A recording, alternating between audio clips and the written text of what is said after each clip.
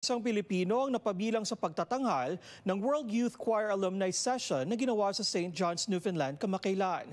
Alamin kung bakit isang karangalan ang mapabilang dito sa report ni Teresa Redula.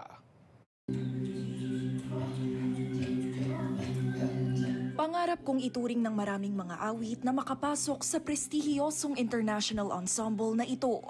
Lalo't kinukuha lamang nila ang pinakamagagaling na youth choral singers sa buong mundo.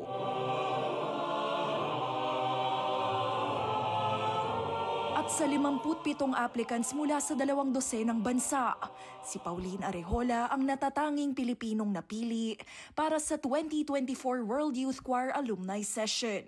I wanted to scream, I wanted to jump. It felt like I won a jackpot. Ganon na. Parang Miss Universe moment. Isang soprano mula University of the Philippines. Isa siya sa 32 singers ng World Youth Choir na nag-perform sa St. John's, Newfoundland kamakailan bilang bahagi ng Harbor Voices International Festival of Collective Singing Traditions. Isang karanasang imposible noon para sa kababayan. Kaba, there's always parang a feeling of anxiety somehow, stage fright, diba? Even if it's a recorded audition. I think it's my passion and love for music. When I sing, I really wanna, as best as I can, I wanna really express. You are my sunshine, my only sunshine. Hindi ito ang unang beses na sumabak si Arejola para maging bahagi ng grupo. 2016 nang hindi pala rin sa audition. 2020 nang matanggap pero kinansela dahil sa pandemya. Kaya ngayong 2024, ikinararangal niyang ibida ang talentong Pilipino sa malaking entablado. Ibinahagi rin niya sa kapwa selected choral singers ang ilang awit mula Pilipinas kagaya ng Kundiman. Kasi we carry the name, di ba? Kaya siya World Youth Choir.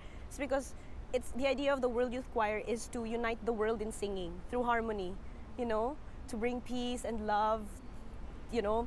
So I realized immediately that that was the mission. So be the voice of the Philippines, represent the Philippines wherever I go. So ini-introduce yung mga countries sa World Youth Choir. So ini-introduce yung mga countries isa-isa. Nung minanggit yung Philippines, may nag-cheer agad. Sabi ko, I didn't know that I had friends, I had family pala here. Dito sa mundo'y walang kasing tamis. Matapos ang performance sa World Youth Choir Alumni Session, nagkaroon din ng pagkakataon si Arejola na haranahin ng Toronto, kasama naman ng UP Alumni Association. I started my dream because I saw someone on the screen, on the stage performing, and I wanted to be like that. And now every time I sing, I'm hoping that maybe one soul will be inspired. Do it, sing, no matter how hard the challenges may be.